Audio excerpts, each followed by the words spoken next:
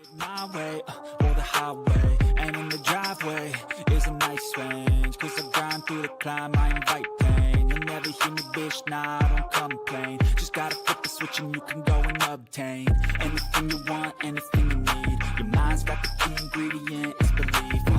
They deceive with the negativity, but I just slide right by that energy. Even when you feel low, you can still go. Even when you feel slow, you can still go. Even when there's no hope, you can still go. I never answer to no, man, I still go. Go, go, go, go, go, go, go, go, go, go, go, go, go, go, go.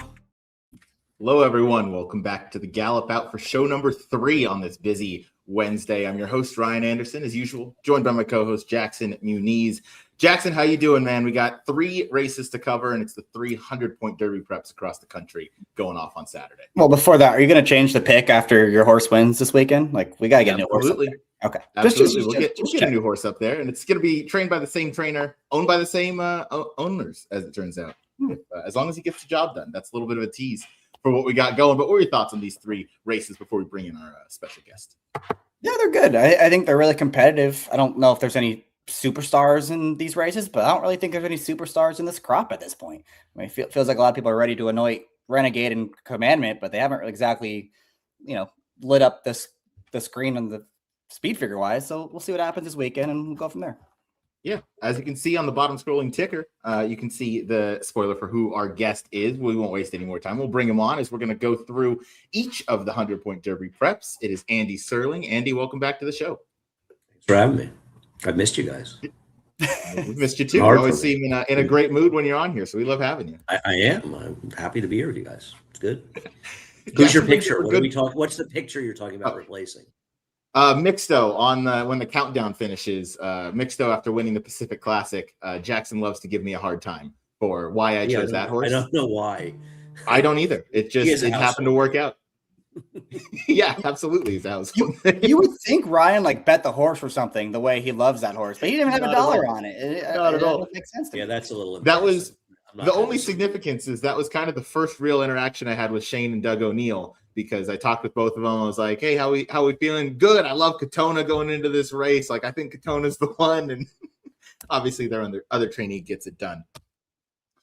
We'll dive into the Santa Anita Derby, the Bluegrass Stakes, and the Wood Memorial taking place at Santa Anita, Keeneland, and Aqueduct. But actually, before we go in, Jackson brought up a good point. This, and I want to phrase it over to you, Andy. This hasn't been necessarily a crop of 3-year-old standouts. And obviously, we've had the defections of Paladin recently, even, regardless of what you thought, he was probably the Derby favorite as of now. But it was one of them. He's off one of them. Yeah, certainly one of them. So you have the likes of Renegade. You have the likes of Commandment. Does that kind of shape up for maybe a Rich Strike sort of year? Or do you think this is the weekend someone kind of comes out and stamps their name? No, I don't think a horse that's not very good is going to win the Derby again this year. I mean, I don't think a horse that wins the Derby will necessarily at this point in their career be particularly great. But I thought what Jackson said is true. I couldn't agree more with what he said. That the Commandment and Renegade are the 2 horses to beat right now. I don't think there's any doubt about it. I wouldn't completely dismiss the Puma and even Bill's horse, Chief Wallaby, ran 3rd, but I think Commandment has proven to be at least slightly the best of those. Though Puma surprised me. I wrote him off and was completely wrong about him both at Tampa last time and in this race. So horses like that, you got to be careful. Maybe he goes one way and he shows you you're right about him, or maybe you just got him wrong. And that's the game. You're gonna get horses wrong. And I agree. I don't think either. And Renegade's been terrific. I have no knock on him. I think Renegade's getting a little bit overrated at this point because the masses have a bad opinion, which is they look at a win. They see the horse won by 4 lengths, so therefore he's better than Commander. Just got up at the wire. I don't agree with that, and I don't think you guys do either. We believe in speed figures in general, and I'm not saying Renegade may not be the equal to Commandment in those horses. His figure was a couple points lower, but I don't think his win was so special because he beat a bunch of subpar horses. The fact is that Oaklawn had some very good luck with who ran there heading towards the Derby in past years. They didn't, maybe they'll be lucky this year with Renegade, but for the most part, their Derby preps have been extremely weak. I don't think anybody would argue with that. I don't know, we'll talk about the Bluegrass. I had liked Class President a little bit last time. I don't like him in this race at all. I think he ran well last time, but I think those horses are subpar. I think the figures are accurate. So I agree, though. I think while going into the races this weekend, there's nobody jumping off the page. That doesn't mean a horse couldn't throw his hat in the ring big time with a big race. And I think we could see it maybe in California. I think most likely in Kentucky, but also not impossible in the Wood. Yeah, I share most of what you said, and let's hope that it comes out of the Santa Anita Derby, because Jackson and I should both be on site. I know I will. I'm hoping Jackson makes the trip out there. We'll see. You busy that day, Jackson? You can't make it to Santa Anita Derby Day? I may have to work, but I can probably find a way around it. It's the day to go. I mean, it's a good day. Yeah. No better day. I'll put our picks up on the screen for the Grade 1 Santa Anita Derby, and this is not a joke. We are all 4-7-2 in here. Throw them out. All right, there's your winner. Move on to the next race. Go ahead and, draw a circle around Cherokee Nation. We'll keep it moving. Well, we should talk about Cherokee Nation. We should start in a way talking about him. My opinion, first of all, if you look at the day that he won, and I know there's only 4 dirt races and it's tricky.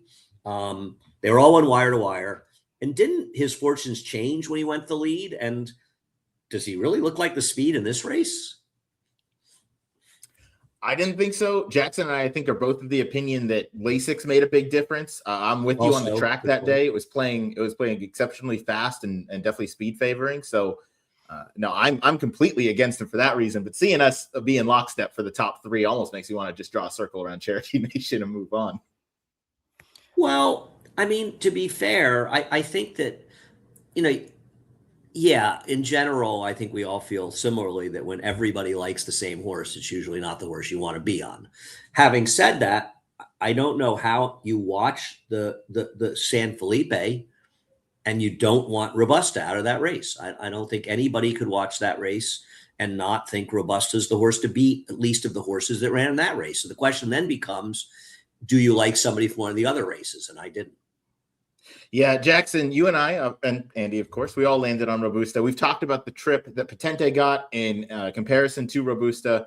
Obviously, we're not going to get 60-1 on Saturday, and he seems to be a horse that's gotten a lot of traction among handicappers. But he makes the first move 3 wide into a relatively hot pace, and we didn't see a whole lot of So Happy or Brant towards the end of this. And Potente was still kind of sitting a little bit covered up at this point before he wheels out and gets going, and he kind of just grinds him down.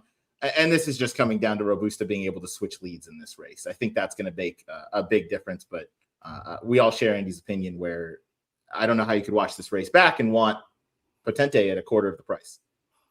Yeah, you guys covered it. I don't see how you can watch replay, and I'm not going to bet Potente at 2-1 when Robusta arguably ran better. He's going to be 8-1, and all he had to do was switch leads, and he would have beat him last time. Now, Potente could improve. It was only his 2nd career start, and he's supposed to get better with more distance. But when you're talking about betting the race and one of them is the favorite and the other is the 5th choice in the race, it's not even a debate. Like you're supposed to bet the 4 out of the San Felipe. I agree. I mean, are you confident he's going to switch leads again this weekend? No, not at all. Some horses don't, right? Search Results used to have issues switching leads. She won some good races. Yeah. Some horses, yeah. Magnitude has a bit of a sometimes he'll hang on the left lead for a little bit, but I mean, clearly he just got the job done in the Dubai World Cup. We'll go on to Intrepido, but So Happy is also coming out of the San Felipe. Andy, to your eye, when you watch the replay, is this just too far for him? I mean, I guess to beat these horses, yeah. I don't know why he's supposed to beat Robusta. Listen, it's horse racing, and there are results that surprise you one week and then it doesn't live up to it the next week. So there's no absolutes in the game. But I don't think you can watch the last race and think you want to bet So Happy over Robusta. I certainly don't. But I think So Happy's okay. I think he's a nice horse. But I wouldn't bet him over Robusta in this race. I wouldn't bet him over Potente. I think the question really becomes whether or not you just want to go in a completely different direction and go to Intrepido, who I think actually did run pretty well last time. Mhm. I agree. I think Intrepido ran a respectable race off the bench from the Breeders' Cup Juvenile, where he simply just did not run his race, and maybe he was a little bit pace compromised, but I think regardless, he just didn't run his A race. They came back in the Robert B. Lewis, and Jeff Mullins right afterwards said that they were going to train up to the Santa Anita Derby. It appears that everything's gone to plan so far. So this is the fresh face, Jackson, in a race where a lot are coming out of the San Felipe. So yeah, I guess if you want to take a shot with that newcomer, this is kind of the one, right? Yeah, he's the other horse in this race. He's done very little wrong besides the Breeders' Cup Juvenile. And as you kind of alluded to, this has been the plan since that Breeders' Cup race. They're going to give him one prep, probably, just give him a race, and then we'll see his peak effort for the Santa Anita Derby. He drew well. He has a versatile running style. I think there's plenty to like about him. But when you have him at 7-2 and Robusto at 8-1, again, I think the choice between the two is pretty obvious. I would agree. Yeah, I mean, one thing I think we should say also, though, is about Potente. Yeah, I do prefer Robusto to Potente, but, Bob's a pretty good trainer, and Potente's only run twice. So he certainly has as much room, if not more room, to move forward than anybody else. So I think to just say, okay, Robusto ran a better race than him last time. Yeah, like you said, we all want to bet him. It's a value situation, but I'm not sure I'm going to be surprised when Potente runs the better race and he steps forward and beats him. It's funny, thinking of Doug O'Neill, Olive Another was extremely lucky to win the Derby in that Bodemeister just ran his ass off. I mean, what a race he ran, right? What a pace he cut out. One of the hardest luck losers I've ever seen in a Derby for a horse that ran second. Yet when they met 2 weeks later in the Preakness, Bodemeister had everything his own way, right? He got a moderate pace in front. He got the control, and Olive Another still beat him. And that's racing. I mean, sometimes, you have to be careful with those things sometimes. It's not always as simple as that. But from a value standpoint, even Robusto is 5 or 6-1. I think he's a better bet. I think so. Was that year he dueled with, was it Treniberg he dueled with in the Derby? Might have been. That sounds about right. It was a Grade 1 sprint. When the Great Breeders' Cup Sprint the next year, right? Yeah. Yes. No, it was, right. It's like Rachel Alexander dueling with Big Drama in the Preakness, right? Who won the Breeders' Cup Sprint the next year. Yeah. No, that was Bodemeister's loss was one of the most incredibly unlucky losses I've seen in the Derby. But Olive Another would have won the Triple Crown. I think he would have won it doing a cartwheel down the stretch. I mean, he would have beaten Union Rags like he was like a 10 claimer in that race. I think, I think he and Todd's horse that got hurt that didn't run the Triple Crown, Escandaria. I think those are. I mean, he was obviously closer having won 2 legs, but both of those could have been Triple Crown winners. It just unfortunately didn't work out. Yeah, we'll see what happens in the Grade 1 Santa Anita Derby with Andy, Jackson, and myself all going 4-7-2, Robusta, Intrepido, and Potente in that order. We'll go out to Keeneland where we do have some differing opinions. The Bluegrass Stakes is up next. They're going a mile and an eighth, of course, on the main track. I'm going 6-2-4, Jackson 2-9-6, and Andy 4-6-9. Andy, I saw your picks and I was a little bit surprised. So I'm very intrigued to hear your case on Reagan's Honor, who has to switch off Lasix for this. And that I took the Moto favorites in the race, that I have no imagination. Not necessarily no imagination, just a horse that's going to have to kind of rate and get a big class test in here at 5-2. Well, yeah, that is true. I'm not going to worry about Cherie coming off Lasix that much. It's obviously something that's a factor and it's a built-in excuse, but I'm not going to worry about it with her as much as I would with some other people. I think Reagan's Honor to me is one of these horses. I think you have to take, there's 2 opinions. One is he's dressed up on beating nobody and having things his own way. And as you said, even though I think he'll be forward in here, there probably is other speed. Having said that, you look at the 6 dirt races that day at Fairgrounds, not a single speed horse won another race. I think there's a lot of myths about Fairgrounds racetrack, and that certainly didn't seem to be a day that speed was carrying. I'm not saying speed was bad. It's never bad, not never, but you know what I mean. But having said that, I don't think this horse was carried by the racetrack. Third horse came back and improved 15 points. A distant finisher in there improved 38 points. Horses have come out of that race and run very well going forward. And I have no issue with that number. And I'm not sure that he's not a legitimate contender in this Triple Crown chase. And he's not going to be favored over further ado, especially with that 20-length win that Further Ado has, and Further Ado can win. I have no argument against him, but I don't know. You guys don't trust Reagan's Honor, huh? Which was perfectly fair.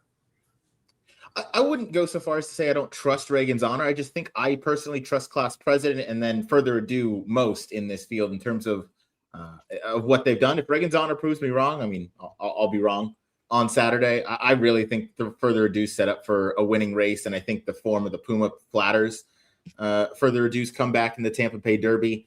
Last out, I think that speed figure may be a little bit tough to make after the rain that they got that second half of the card, and it changed the track profile a bit. So I really like the way Further Ado kind of battled on after making, I don't want to say an early move because that was kind of when the running started, but he made the first move essentially, and Canaletto and the Puma kind of followed, and he was on the inside and kind of definitely continued to battle on. He outfinished Canaletto, who was hanging on that left lead as well, a little bit of a theme for the day, but I think Further Ado can take a big step forward here, and he does need the points to get in the gate, and I think that does go that's somewhat significant, at least to me, for a horse that, might have the screws to him in a race like this, whereas Class President might just be here to take that next stepping stone into the first Saturday in May because he's already in the gate.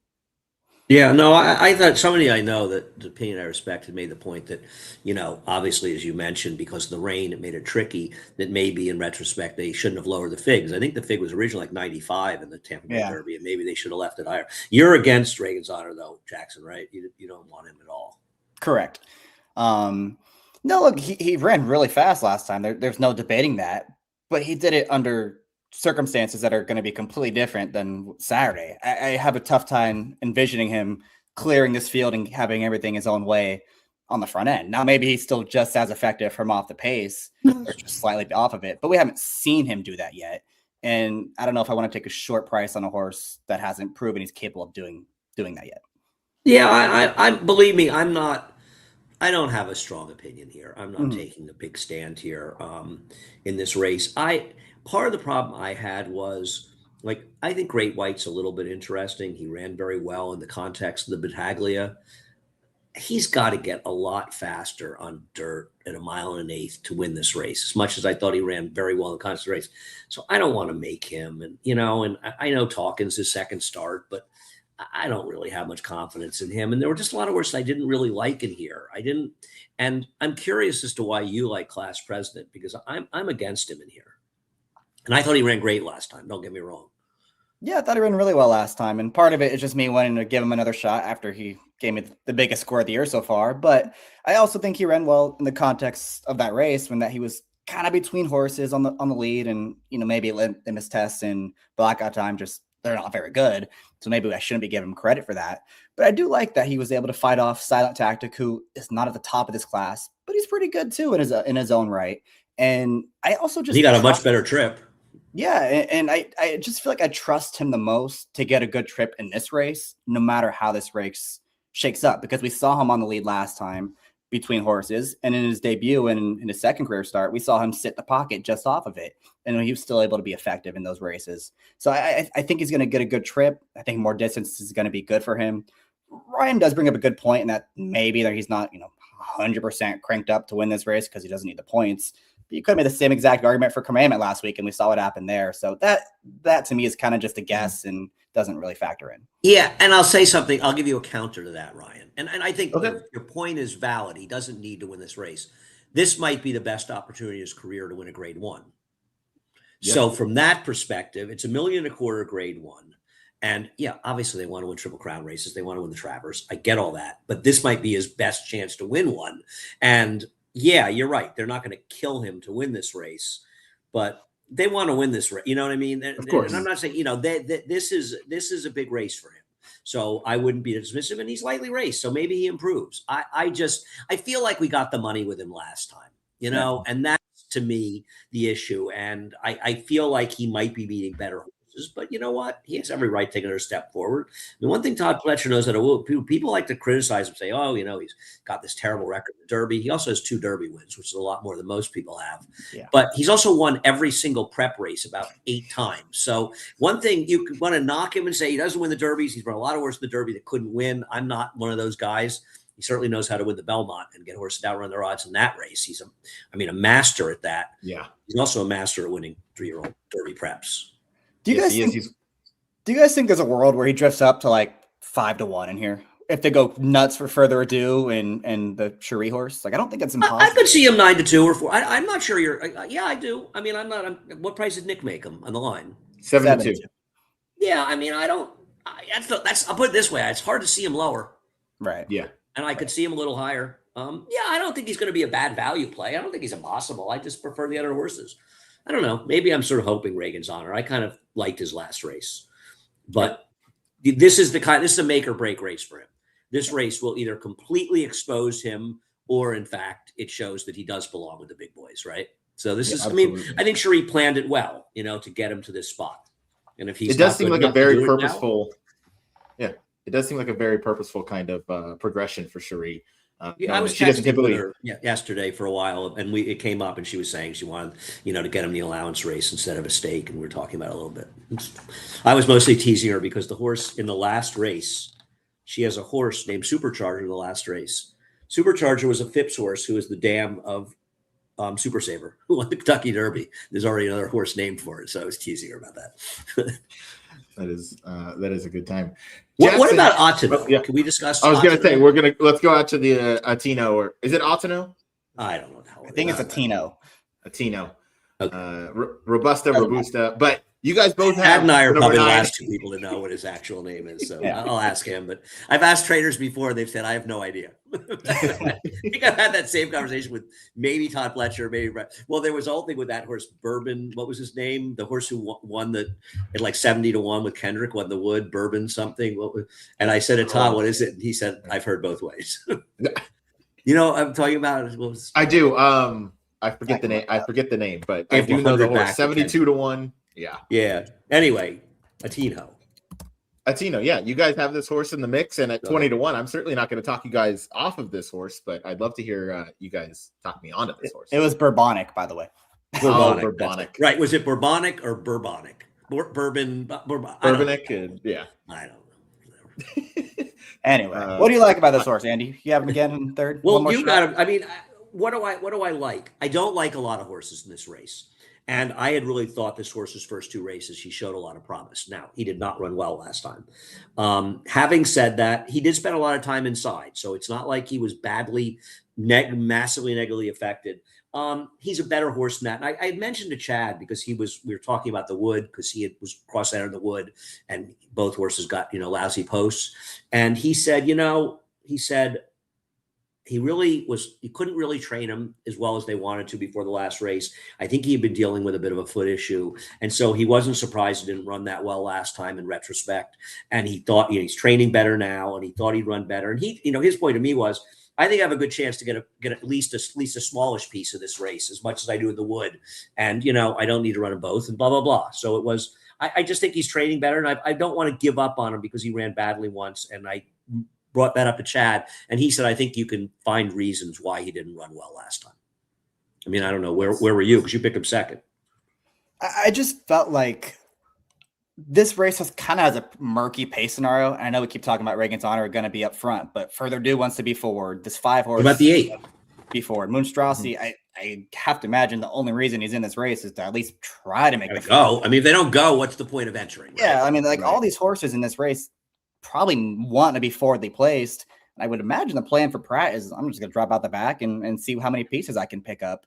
And look, like you said, he was absolutely terrible last time. There's no way around it. But his first two races, I thought were encouraging enough. And the fact that he's still here on the Derby trail and they're willing to take another shot with him at 20-1, I think he's not the most impossible long shot that we've ever seen.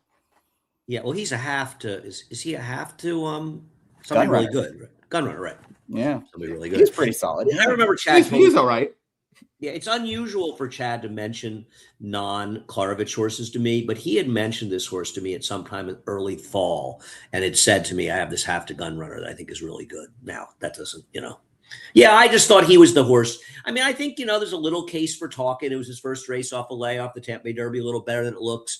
Maybe he's not the most ridiculous horse if you want to take a chance. He draws well on the rail. I mean, I think the Great White argument is not invalid if somebody wants to say, I'm going to take a shot with him. And a lot of these things are going to come out. What prices are these horses going to be? And I think you can talk yourself into a lot of horses at the right price. I just wasn't particularly clever here. That's all. No, that's correct. You can talk yourself into a lot of horses if they're the right price. Yeah, that's kind of the name of the game. And well, if you're going to, no, I was going to say, if you're going to make money in this game, you're not going to make money marrying yourself to betting every horse you like when you walk into the track that day. That's true. You've got to be prepared to bet horses you didn't particularly like, but you thought had a shot, right? Absolutely. And now they're 15 or 18 to 1, and you thought they'd be 6 to 1. Right. You have to be ready to make adjustments on the fly. Chris Couples chimed in. Jackson, you're the best man at the wedding. Don't go to the funeral. That about class president. I think Chris likes Reagan's honor, so I think we'll so agree to disagree on that race. We will. Price hasn't changed his pick after I picked him. We'll wrap up the Bluegrass. I'm going 624, Jackson 296, Andy 469. We'll move on to the third and final of the 300-point Derby preps going on this weekend. And now we're going out to Aqueduct, Andy's neck of the woods, and we're going to 13-horse field. I think the most competitive race to end the day. I'm going 3-8-13. Jackson's going 13-6-8. Andy going 2-13-3. I'm going to start with Jackson on this one, and we'll start with the favorite in Iron Honor because, Jackson, you obviously have a future bet on this horse as well at fantastic odds. So you got to be rooting for this Jackson. Got me to bet him. Jackson, did he really? Win, I'll give him $10 of my. There we go. We're gonna be rich. Just came in the starting gate, man. No, you did. You texted me and said we got to bet him. He's crazy price, right? Yeah, I love it. Jackson, Iron Honor going a mile and an eighth in the Grade 2 Wood Memorial, the last one at Aqueduct. Drew post 13. That's not an easy one, but you still like this horse on top. Well, it's only post 12 now, so it's not nearly as bad as it was right. a couple days ago. So he has that going for him. And can I start just to interrupt one thing? Yeah. How confident are we that Napoleon Solo is running? He hasn't worked in like 17 days or something. Right. Yeah. He didn't work this morning, right? I didn't look. Not that I saw. I did not see. Okay. Yeah. Yeah. I mean, it has to raise a question of how confident we are he's running, right? Right. Yeah. And So, if he doesn't run, it changes the race a lot and positively for Iron Honor. But anyway, go ahead. Sorry, Yeah. I just wanted to get that out there. No, and Brian and I were talking about this race earlier too, and I spent 2 or 3 days looking for reasons to beat him, but I saw David made him 5-2, and honestly, I thought that was a pretty damn good price because I think he could go much, much lower than that. I won't be surprised if he's more like 7-5, 3-2 type come post time. There's just a lot of horses in this race I just don't want to bet at all, and Napoleon Solo is definitely at the top of that list. I think the secondary contenders, the Butanes, the Bravaros, like all those horses, I think just want to cut back. I don't think they want to run 9 furlongs against this field. And then I started looking for closers in case this pace really, really heats up. And it got really difficult to get excited about some of these off the pace types. And I just kept coming back to Iron Honor, who's done very little wrong. He's run the fastest races. I don't think he's necessarily a need to lead type.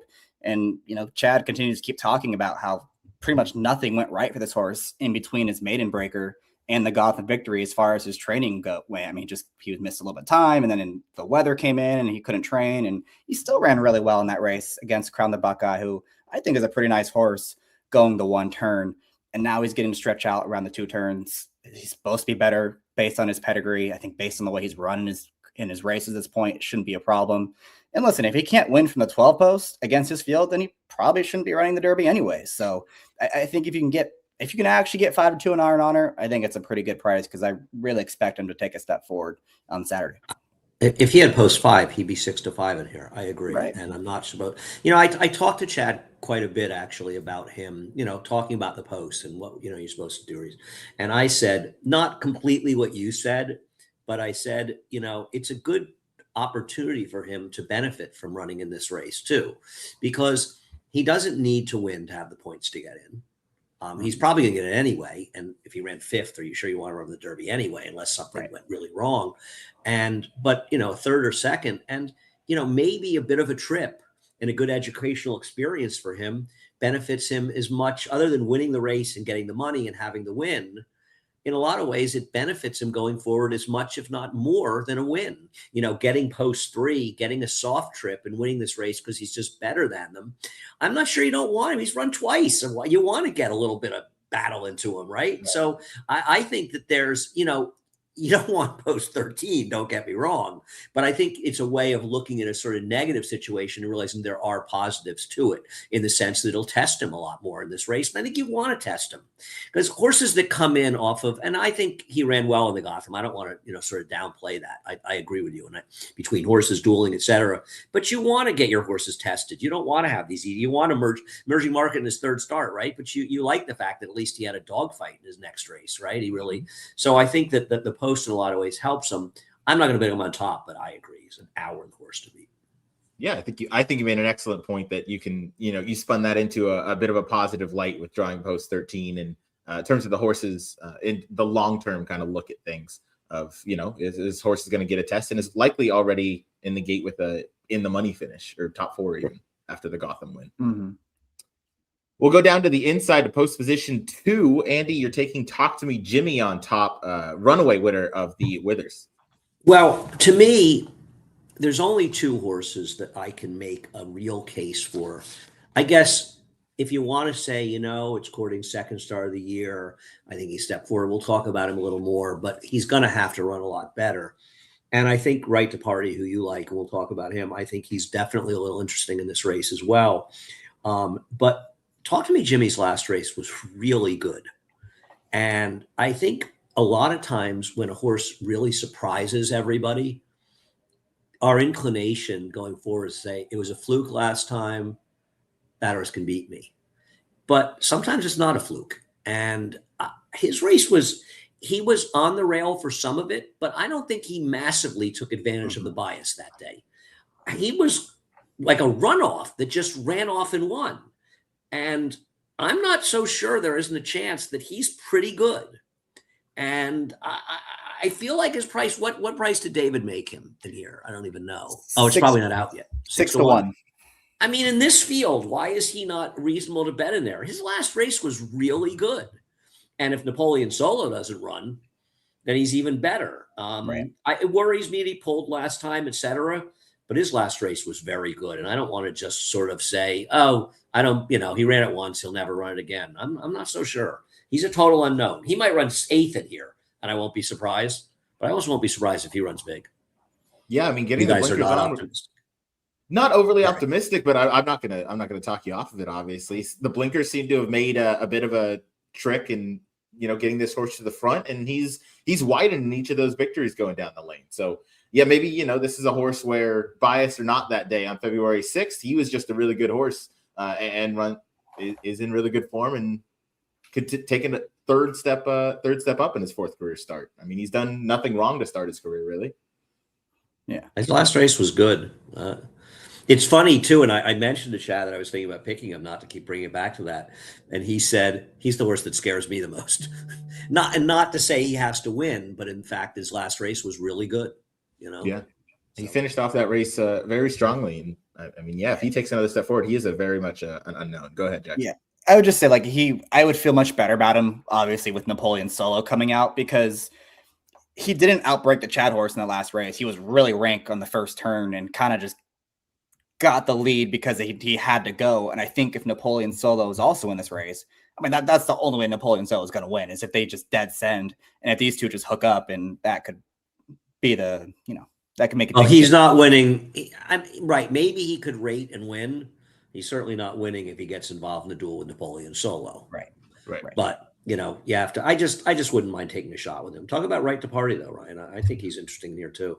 Would love to. I think he is interesting. I think if Napoleon Solo scratches, that probably hurts his chances a little bit. But I do still think that there's a fair bit of pace in here. Right to Party, in my opinion, got the door slammed on him last time out of the gate after a few strides. He had to check up, and he probably lost 3 lengths or so, but he lost a good bit of momentum coming out of there. And he is a closer, so maybe it didn't, you know, kill him. It didn't matter as much, but he was. Yeah, exactly. And he wasn't winning that day anyway. You know, Iron Honor and Crown the Buckeye, they really pulled away from that group down the lane. But Right to Party continued to kind of grind home. He was hanging on his left lead the entire time. So again, he is a horse that's going to need to kind of switch leads, but I do think longer the better. And Kenny McPeak is a great trainer, and having a horse, kind of progress from start 1 to start 2 and so on. And I think this 2-turn effort should be in his wheelhouse. Maybe it gets him a couple lengths closer, just with the virtue of it being a 2-turn race in here. And I do think there's enough pace to kind of set things up. And there's no other closers I really trust in here. And this is just going to be his 4th career start. So I do think that there's a logical step forward in here. And he did seem to run really well in the Gotham. So I hope he can take another step forward. And I think that would put him right there, especially if the pace comes back to him a little bit. I agree. Unfortunately for his listed trainer, he actually has Jimmy Jerkins train the horse in New York. So that's a good thing. My problem against him is, does he really finish races like he wants more distance? Or does he actually run a little bit like a 1-turn, 7 furlong type closer? Because, okay, I agree about the start, and I think he's really interesting in here too, but it worries me that he never gained any ground in the stretch. And if you look at it, it's not dissimilar to his maiden race, where yes, he moved into 3rd, but he only did it because he wasn't running as slowly as the others. I don't feel like he's really finishing that well in these races.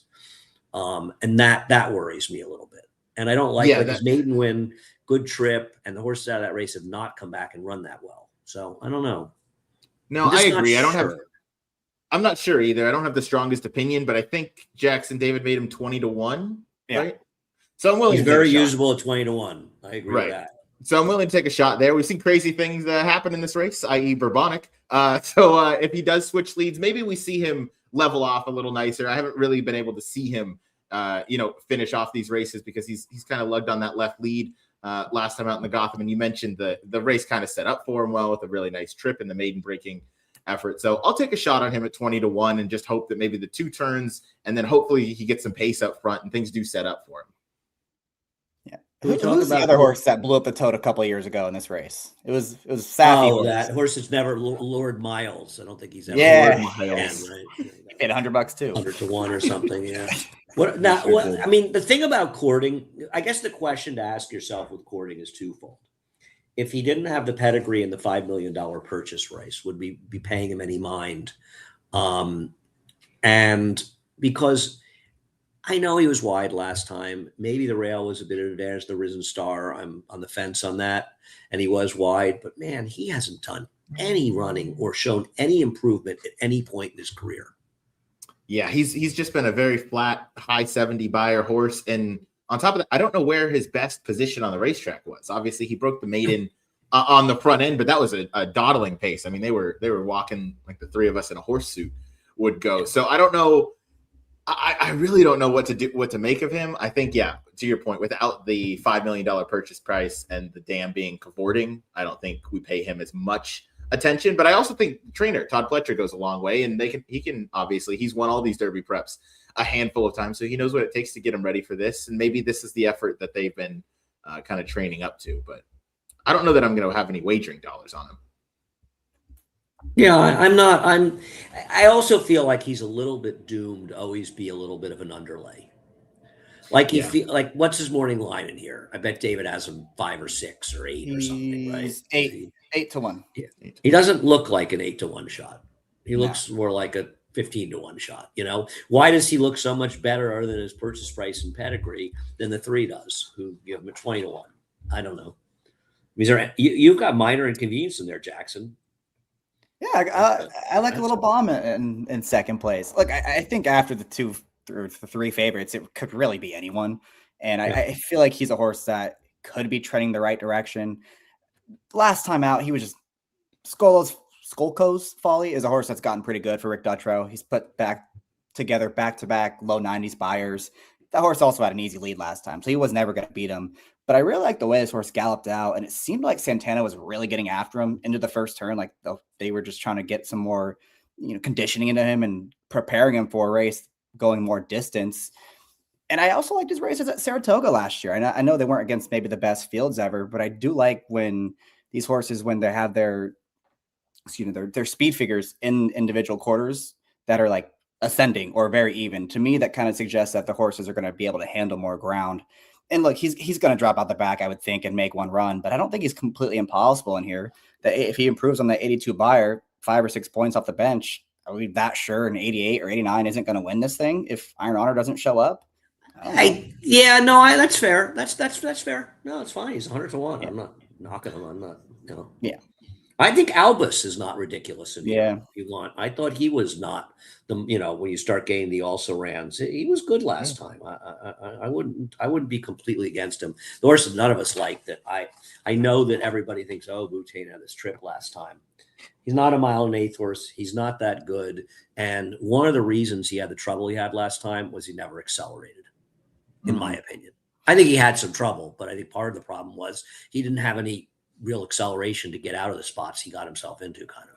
Well, and then he finally got out and he did nothing with it. Like the last furlong. So he was losing ground in the San Vicente, and that was 7 furlongs. Now he's got to go 9. Like, nah, I'm good. He's a sprinter, and the problem with these horses that Zayden's bought, he's so determined to get the Derby because he spent so much money to them that they're putting him, square pegs into round holes. So I just, he's one of them, I think. Real quick, what do you guys think about the Mott horse, the Steel? The 4, I think. I think he might turn out to be a decent horse, but he did get a fast pace that collapsed last time. But he also got kind of trouble at the start, and it's so hard to watch those races at Gulfstream, but he did seem to break a couple lengths slow in there. So I think he might be okay. I just think he had a lot go his own way. He's got a lot to improve. Right. Did you like him a little bit?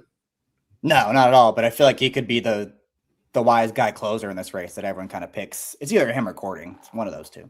I'll tell you what's hurt Bill Mott this winter at Aqueduct, and I'm going to be mean, that Sahin Savachi has the same agent as Junior Alvarado, because they have ridden him almost exclusively, and he has cost them a number of wins. I thought Sahin showed a lot of potential last year before he got hurt his back. I thought he's been really extremely disappointing this winter, and I think he's hurt that barn, and he's running this horse. So maybe that'll get him the winner's circle by knocking him. Maybe. For me, I don't know that I counted him as a win candidate, but anytime Bill Mott can win first out, I'll definitely pay attention to that horse because that's typically not his MO, especially going a mile or longer, even though this was a 1-turn mile. So, yeah, he could end up being that horse that just kind of clunks up for a piece of things at the end because he did show some real promise, even though that race kind of fell apart towards the end. Yeah. And he did. Yeah, go ahead. No, I was going to say, it can't be people's Belmont horses to tap it because we're not running the Belmont a 1.5 miles. I really missed that in the last few years. That's the best thing about the Belmont being 10 furlongs in Saratoga. We don't have to hear for 3 years about people's Belmont horses. Oh, this is the last year of that. It's going to be back in 2027. So we'll be back to this is a Belmont horse. Thank God. Did you look at the undercard yet for Saturday? No, I'm thinking of Wade over. Okay. Yes, of course. Did you pick Chillax? The best horse in America, Chillax, in the 4th race? Is this like a setup or something? No, I'm just wondering. Horse? I don't even have my top 4. Okay. Why? Why am I supposed to like him? No, I think last time you called him the biggest hanger in America, and I completely agree. So I'm just wondering if you did. No, the other thing about him is he's obviously got some talent, but I feel like he hasn't won races that he should have won. And sometimes those are the kind of horses they can suddenly the going is. Did you look at that race? That's the 4th race, right? Yeah. I like the shippers. I think Fact is the horse to beat in there. And I mean, Founders ran really well. I don't know where it came from last time, but that horse ran extremely well last time at Gulfstream. He was wide the whole way around the track. Yeah. I mean, I think Tariff Mindset's going to run better, but he's going to have to improve an awful lot. And he's going to be too short a price for a horse that ran a 71 buyer in his debut.